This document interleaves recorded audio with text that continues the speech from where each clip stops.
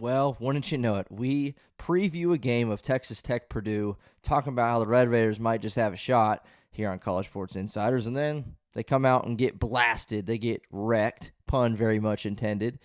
Texas Tech loses to Purdue by 30. We're going to talk about that one. We're going to look around the Big 12 real quick. College basketball edition here on College Sports Insiders. This is College Sports Insiders. My name is Mountaineer Paul, and you can find us here where we're doing your daily football and basketball conversations 7 days a week. Let's go. Welcome to the show.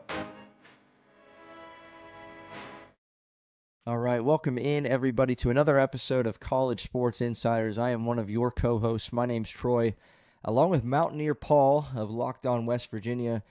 Troy and myself, we run on over at Mountaineer Moment, covering all things West Virginia football and basketball. But what Paul and I like to do here is really go around the Big 12, more in-depth football and basketball there, not just West Virginia-related content here. So we'd love for you to hit that subscribe button. We are now officially up on Spotify too, so you can listen to this as well. But wherever you're watching, listening, hit that subscribe button for us so you can be in the know when we have new content coming your way. Again, we're gonna cover a lot of different topics and things around the landscape of college football and basketball. But for this particular episode, we're talking about Texas Tech dismantling by Purdue, the number one team in the country. They win that one 86-56. No, I didn't misspeak. 86-56 down in the Bahamas to win that little tournament down there. We'll talk about that. We're going to take a look around the Big 12, some other teams in action today, including those Mountaineers. We'll talk about that briefly. We'll talk about BYU and the hurting that they put on Wisconsin and what that might mean for the Big 12 and Big 10, right? Because one Big 12 team destroyed a Big 10 team, and one Big 10 team destroyed a Big 12 team. And we'll talk about what that means for the Big 12 moving forward. But again, hit that subscribe button for us, and we will get started. So, again, it's kind of funny. I mentioned that introduction. This isn't a show that's been around for a very long time, but what we did decide to do for, one episode was to break down, just last night, Texas Tech and Purdue, because they, got wins, obviously. Purdue taking down Memphis, and then Texas Tech getting by Wake Forest. Two closely contested games, and then it was like, all right, they're on a crash course for one another. They're playing, let's make a video about it because this could be a really, really good matchup, a top 15 showdown. Well, if you're a Purdue fan, you're happy. If you're a Texas Tech fan, you're disappointed. And if you're a basketball fan, you're just like, what the heck? I was hoping for a good game. And it was not that from the jump. Purdue just flat out dominated. 30-point win, but it was a 23-point game at halftime in favor of the Boilermakers. 49-26 at half. We mentioned JT Toppin, obviously one of the best players in the nation for Texas Tech. And now he's going up against some size in Purdue. Purdue's always got the big fellas, Zach Edey and other guys that they've had over the years. But Toppin in 36 minutes tonight had 15 points to lead the Red Raiders. 6 of 13, 8 rebounds, 2 assists, 2 steals, and a block. But, not the. I mean, you needed a lot more if you're going to win, just based on what everything else that how this shook out. But Purdue once again, we'll get to their numbers, then bounce back to Texas Tech. But Purdue once again showing why they're the number one team in the country and how they get it done with just depth and just scoring coming at you in different ways, right? You hold a team under 60 and you almost go for 90 on a very, very, very, very efficient performance offensively and obviously defensively as well for Purdue in route to this victory. But they did it by getting everybody involved. And, if you could just talk about a Big Ten performance basketball-wise and what you would want it to look like against a top 25 team, let alone a top 15 team, let alone with a preseason All-American in JT Toppin. This is what you would want it to look like if you're Purdue. This is exactly what you would want it to be as far as production offensively, as far as shutting a team down defensively. And That's what they did. These numbers are pretty staggering, and their balanced attack, pretty impressive. So all 5 of Purdue's starters were in double figures, none more than 15. Oscar Clough led the way. We talked about him in that preview. He was a monster. 15 points, 15 boards, really dominated inside. Did the big fella. Kaufman-Wren had 12 points and 6 boards on 6 of 9 shooting. C.J. Cox, 10 points. Braden Smith, 10 points. Fletcher Lawyer, 10 points on a couple threes. Each of those last 3 made 2 threes apiece. And then off the bench, you had Daniel Jacobson and Omer Meyer, each with 11 points. So you had 7 guys. You scored 86 points. You had 7 guys in double figures. So you do that math, right? If you have 7 guys in double figures, that's a minimum of 70 points. As a team, you scored 86, indicating that there weren't a whole lot going above 10, but it was right in that 10 to 15 range, as we just rattled off. Very, very impressive balanced attack. Everybody's smiling. Everybody's happy about that performance because you did it in a 30-point win, and you did it against a Texas Tech team that is good. I saw some overreactions about this Texas Tech thing. Well, they don't belong in the top 25, this and that. And while they, do fall to 4-2, and in a bad way, this is not a good look for them. They still have JT Toppin. They still have Christian Anderson. They still have some guys on this team. They're not going anywhere. And bad losses happen. A bad loss for a team is better in November than in March, right? You take it and hopefully learn from it and grow from it and move on.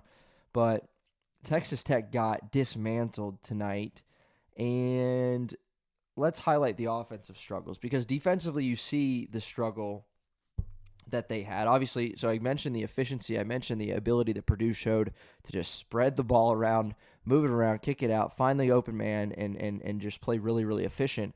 Well, numbers-wise, collectively, it's shooting. You win a game by 30 points. You shot the ball a heck of a lot better than the opposing team. They shot it 59% from the floor, 57% from 3, and they weren't just jacking them up there. They were 8 of 14, incredibly efficient, and taking the ones that they wanted to and making them count. And then at the line, 10 of 15 at the line. So there's your answer. And then the inverse, or Texas Tech and what they did, 33% from the field, 20 out of 60 from the field. And they, speaking of three-pointers, trying to jack them up there, they shot 34 threes. The story of the game, in a lot of ways, comes from beyond the arc, not in terms of how many one team made versus how many the other team made, because they both made the same amount. But it took Texas Tech 20 more three-point attempts to get as many threes as Purdue had. Purdue went 8 of 14, incredibly efficient, did their thing. Texas Tech 8 of 34 from beyond the line. Beyond the arc. Like that, there you go. 20 more shot attempts to get the same amount of points from deep. There's a storyline there. And again, Oscar Clough was a problem. He only played 21 minutes. He had 15 and 15. We talked about him in that preview, but he really showed up and showed out. Did this South Dakota State transfer who obviously a lot of people wanted him out of the portal. He goes to Purdue, the 6'11 senior. Averaged 18 and 12 last season at South Dakota State, and again 15 and 15 against Texas Tech, against JT Toppin, against again a team that I'm not trying to bash, but like Texas Tech's still a respectable team. Tonight they sucked, but they're still Texas Tech. Still got a great coach, still got a great team, still got an All-American, and they're gonna be all right. But this is a little bit of a humble pie right here for this game because they absolutely got destroyed, particularly in that start that they had offensively, did Purdue. So that's the storyline there. We will touch again. We'll go around the Big 12, but before we do that, we'll touch on one more really, really specific game that we wanted to highlight, and that's BYU. 98-70 win over the Badgers of Wisconsin in the Bad Boy Mowers out in Salt Lake City. 98-70. BYU hung 45 on them in the first half and then 53 in the second half. And just really, obviously, again, another team that dominated from start to finish. BYU knocked down 14 of 34 from beyond three-point line. Richie Saunders was the story in this one. not that he's getting overlooked because he had an incredible season last year, but with DeBonsta on that team, Richie Saunders, right, kind of second best player, third best player, whatever you want to say. He had 26 points, 5 of 9 from 3, 10 of 16 from the field. DeBonsta had 18 points in 29 minutes, including getting to the free throw line 12 times, making 11 of them. Another, 4 out of the 5 guys in the starting lineup were in double figures. They shot it a lot better than Wisconsin did, obviously. Wisconsin struggled. They just did. BYU out-rebounded them by 5. BYU had 12 offensive rebounds in this game. And another story where an opposing team just struggled to shoot the ball. Credit to BYU and their defense. They're the 9th ranked team in the country. Wisconsin came into this one ranked 23. Of course, BYU's lone loss on the season coming at the hands of UConn, 86-84, a really, really tight game that was played on a neutral site in Boston. DeBonsta in that one had 25, Richie Saunders 17, 16 for Robert Wright.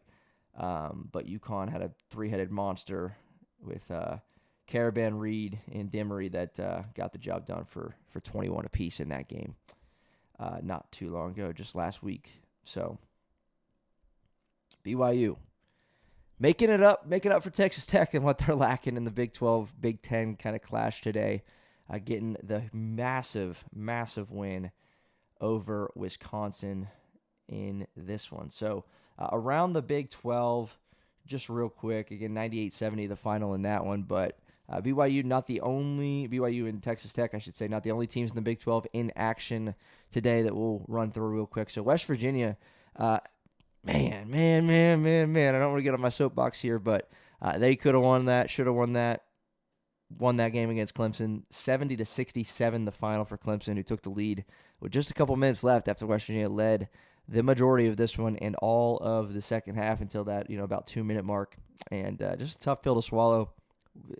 If you're wondering just, where I'm at as a West Virginia fan, if you're not, and just, kind of Big 12 hoops, wondering where I'm at with that one, from a WVU fan's perspective, it's a tough pill to swallow because it's a tournament. You want to win a tournament, and the game that you just played, you for 38 minutes or whatever you want to say, played well enough to win and then couldn't close it out, couldn't get the job done. But I think you still leave that game because it was a measuring stick. Clemson's a quality, program, quality team. And you leave that game, I do, feeling more encouraged than discouraged about that team as a whole. So super thrilled, with just a lot of aspects of this Mountaineer game. Not so thrilled with the loss, but Mountaineers fall 70-67. Chance Moore, if you don't know who Chance Moore is, look him up. St. Bonaventure transfer, had to sit out the first 5 games for the Mountaineers, and he made an instant, immediate, incredible impact in his Mountaineer debut with 16 points, getting it done on both ends of the floor. So West Virginia falls to Clemson. They will face Xavier in the third-place game down in the Charleston Classic on Sunday. Nebraska topped Kansas State 86-85, handing K-State their first loss of the season. PJ Haggerty's going to be a problem in the Big 12, I'll tell you that much. 27.6 boards, 7 assists for him in this one. Cincinnati hung with Louisville, number 6 team in the country in the Hoops Classic, took a lead into the half, but then Louisville came out, scored 46 in the second half to pull away for a 74-64 win over Cincinnati. So that would have been a big win for the Big 12 if they were able to hold on in that second half, but they could not get the job done. Anyway, this has been another episode of College Sports Insiders. I'm one of your co-hosts. My name's Troy. Hit that subscribe button for us, and we're going to continue to bring you content, pregame, postgame coverage, breaking news, coaching searches, you name it. We're going to talk about it here on College Sports Insiders. Subscribe and become an insider today. We'll see you next time.